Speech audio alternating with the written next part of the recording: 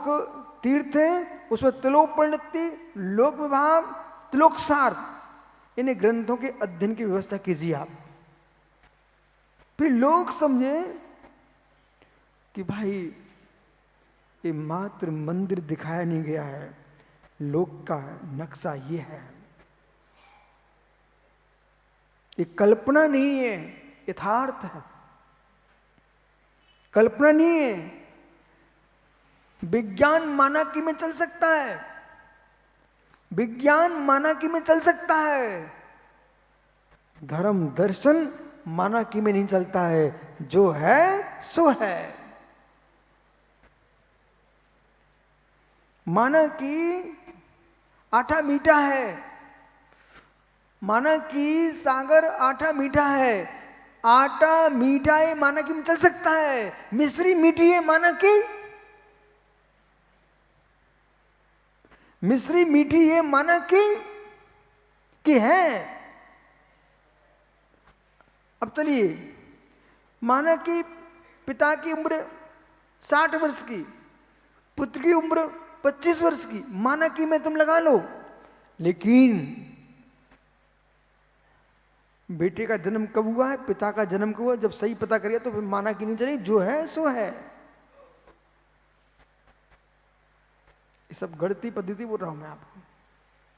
तो बोध होना चाहिए है कि आज ये युवा मुराज है, युवा ब्रह्मचारी है, सब युवा श्रावक श्रावकाएं श्रोतागण बैठे हुए हैं, इन सबको चाहिए मात्र साधना पद्धति को साधना तक नहीं देखना चाहिए, साधना पद्धति को सिद्ध सलाह तक देखना चाहिए। और सिद्ध सलाह तक तुम साधना पद्धति को देखोगे तो आपको बोध होगा कि हम तो सुनने के लिए साधु बने हैं, हम तो सुनने के लिए ही साधु बने हैं। शून्य से प्रारंभ होगा, शून्य हो जाएगा। लोक की व्याख्या करूं, व्यवहार की। ओ निर्मल भैया, बेटा का जन्म किससे हुआ, संतान का जन्म किससे हुआ है? शून्य से। यदि शरीर का शून्य न टपकता तो संतान का जन्म नहीं हो सकता था। और संसार का अंत किससे होगा, औदारिक, वेक्रियक, आहारक, तेजस, कारमान, इन शरीरों से जब आत्मा शून्य जब तक नहीं होगी तब तक सिद्ध नहीं बन सकती।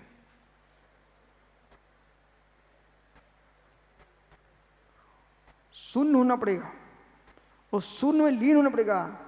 और ध्यान में जब योगी जाता है तो शून्य स्वरूपो हम, शून्य स्वरूपो हम। तो शून्य स्वरूपों में दो विकल्प हैं, एक शून्य स्वरूपों अभाव रूप में, एक शून्य स्वरूप सद्भाव रूप में।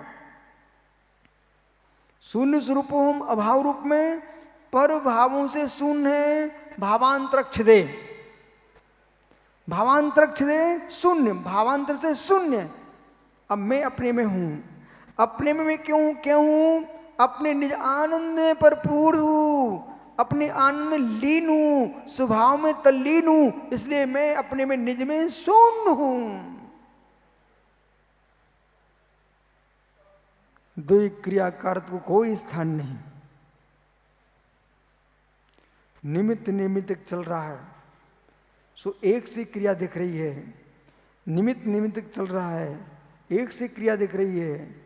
लोक में जीना द्वैत के साथ पड़ेगा आपको, लोक में जीना द्वैत के साथ पड़ेगा आपको, लोक में जीना व्यवहार से पड़ेगा आपको, पर निर्णय करना निश्चय का है।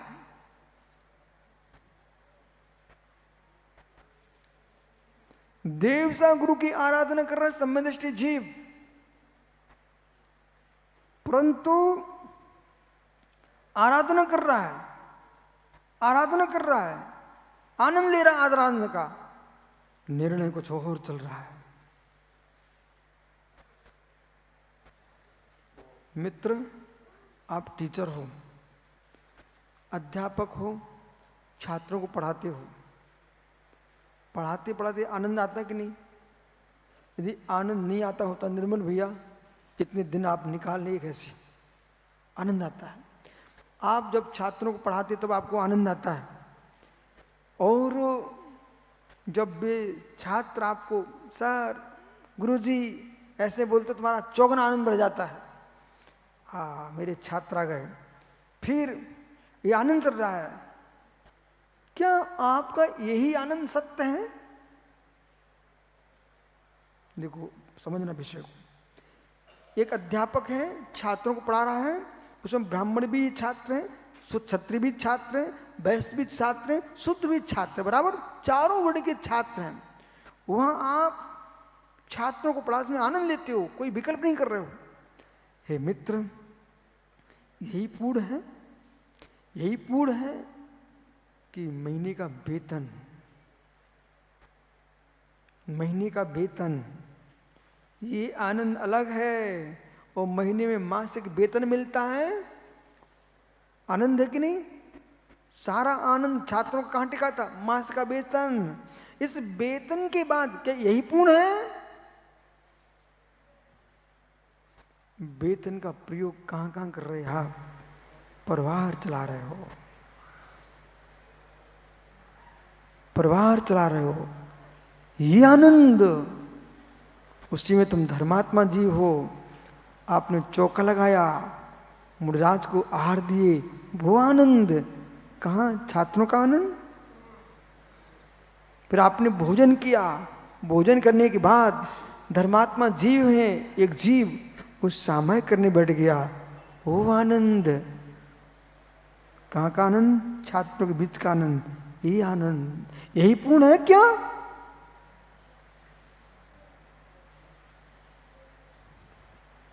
ऐसे ही योगी, तत्वज्ञानी, सम्यक दृष्टि, जिनेंद्र के पास गया आनंद, गुरु के पास गया आनंद, जिनमानी के पास आया आनंद, यही आनंद है। ठीक है, ठीक है। जैसे बच्चों को पढ़ाते उसमें आनंद आ रहा था, लक्ष्य अलग था, ऐसे देवशा गुरु के पास जाता है सम्यक दृष्टि, आनंद लेता है, लक्ष्य अलग है। निजानंद कब प्रकट होगा? इनसे भी मैं दूर हो जाऊंगा, रिक्त रिक्त शून्य हो जाऊंगा, तब मुझे परम शून्य का आनंद आएगा, अशरीरी भगवत स्वरूप आत्मा का आनंद। वो आनंद जो तुम्हारा होगा प्रवीण भैया, वही है समरसी भाव का आनंद।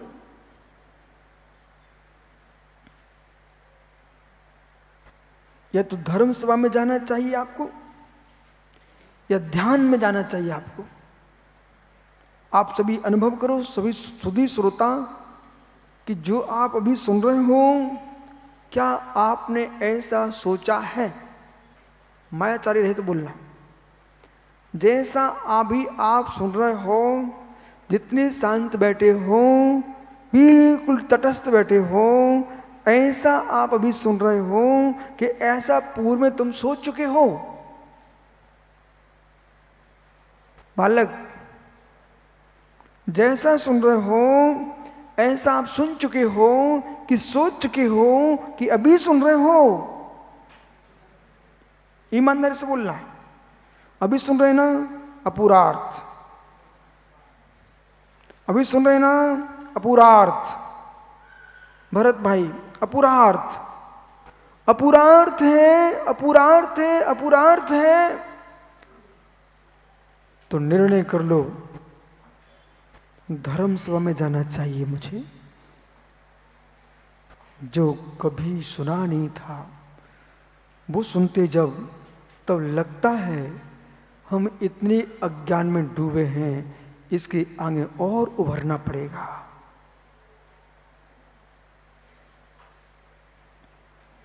माथा आपका गर्म भी हो सकता है, मुझे सुनते सुनते, मैं स्पष्ट कह रहा हूं, और आपका ठंडा भी हो सकता है। अज्ञान की निवृत्ति हो रही है, तुम ठंडे हो सकते हो, और अज्ञान की निवृत्ति नहीं कर पा रहे हो, तुम गर्म हो जाओगे। पूरा अर्थ, पुनः कहता हूं, या तो सभा में जाइए, श्रेष्ठ वक्ता को सुनिए, या ध्यान में जाइए, अपना चिंतन कीजिए। आगमों का अभ्यास करके, आगमों का अभ्यास करके तत्व को समझिए। जितना तुम सोच रहे हो इतना ही जगत नहीं है। अपूरार्थ में भी शून्य है, अपूरार्थ में शून्य है। बोले कैसे? जिसे हमने पहली बार सुना, पहली बार जाना, ओह अवाक रह गया, ये क्या बोल रहे हैं, शून्य हो गया,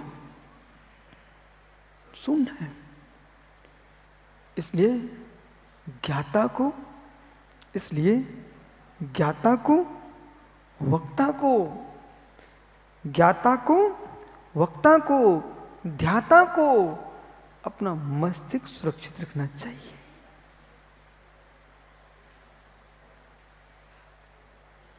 ज्ञाता को, वक्ता को, ध्याता को अपना मस्तिष्क सुरक्षित रखना चाहिए। आज तो सुब्र सार में लिख के आया हूं, बिल्कुल सन्न। क्या लिख के मालूम? सन्न।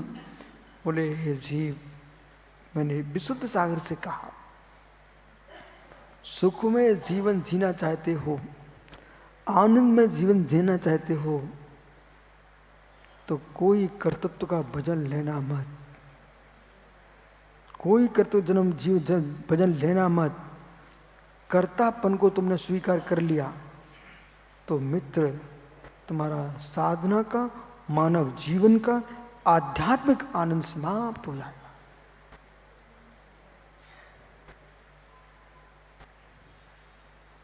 मुझे कर्तापन लेना ही नहीं है।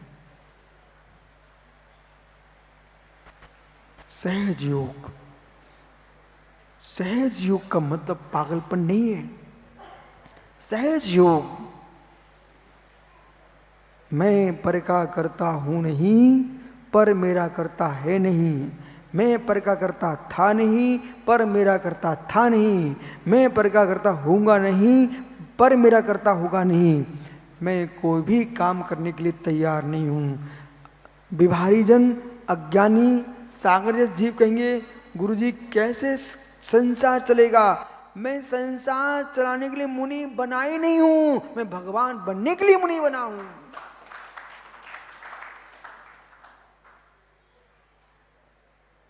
कुछ नहीं करना।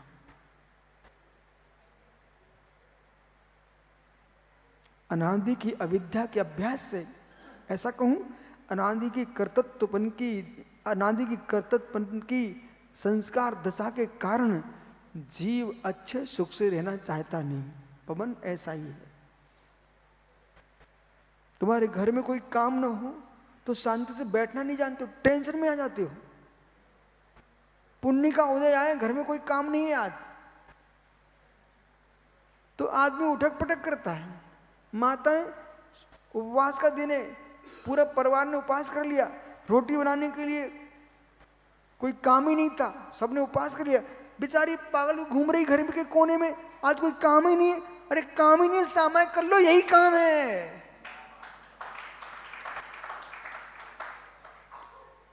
बिना काम के भी जीना सीखो। बिना काम के जीना सीखो। जो काम से जीते हैं वे संसार में भटकते हैं, जो बिना काम के जीते हैं वे सिद्ध भगवान बनते हैं। काम ही नहीं है, काम ही नहीं है। गणेश लाल कोई काम ही नहीं है, लड़का के लड़का खिला रहे हैं, बोले यही काम बचो। अब मित्र हाथी सा, रेसू, रेसू का लड़का, रेसू की माँ, अरे पागल हो क्या? पर्याय स्वतंत्र होने के लिए समय आया है। अब तुम क्या पागल होने जा रहे हो? इनके काम उनके काम, कोई काम नहीं है। बिना काम के जो जीता है वही भगवान बनता है। नबीन, साधना बहुत कठिन है। उपवास आदि कर लेना सरल है, तीर्थ बंधन करके आना सरल है।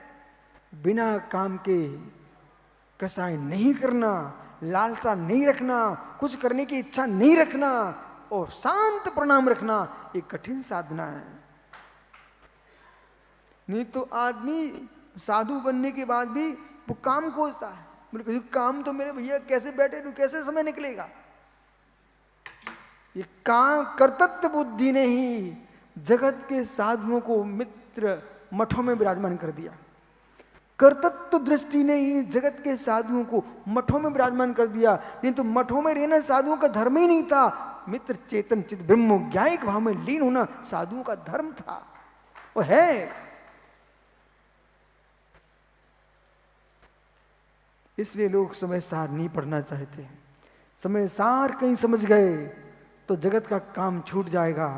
और मित्र, और जब तक समय सार नहीं पढ़ोगे, जगत काम नहीं छोड़ पाओगे, तब तक चुनौती है। तुम कितनी ऊंची बातें कर लो, साधना कर लो, लेकिन भगवान बनने वाले नहीं हो। कर्तृत्व बुद्धि, कर्तृत्व बुद्धि, घोर आश्चर्य। मेरे से कुछ कहने मत आना, डॉक्टर साहब आपसे ही कह रहा हूं, शिकायत लेके आना मत। बोले गुरु जी कौन सी शिकायत? बोले ये शिकायत कि हम परेशान हैं। इस शिकायत लेके आना मत कभी स्वप्न में भी। बोले कौन सी शिकायत? बोले गुरु जी हम परेशान हैं। तुम परेशान हुए नहीं, तुम तो जान के हुए हो परेशान। एक दिन कोई ग्राहक नहीं आए क्लिनिक में, आपके कोई मरीज नहीं आए तो तुम परेशान होने लगते हो। घर में कोई काम नहीं हो तो परेशान होने लगते हो। बराबर है कि नहीं?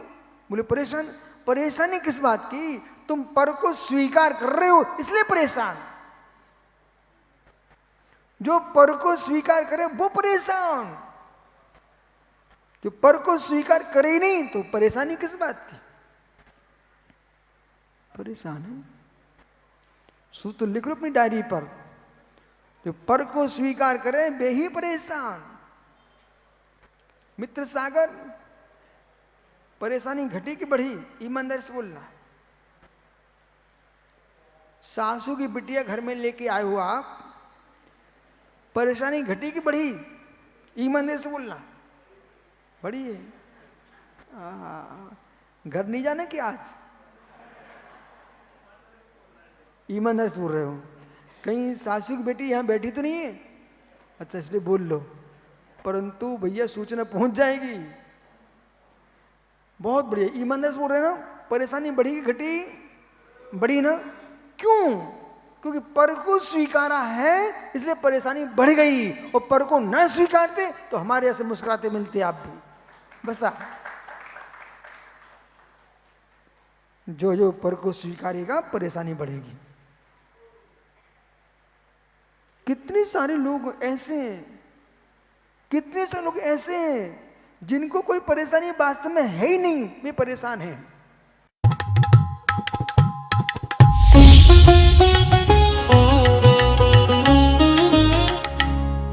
जब जीवन में हो वैराग्य की चाह और आत्मा में हो मोक्ष की राह,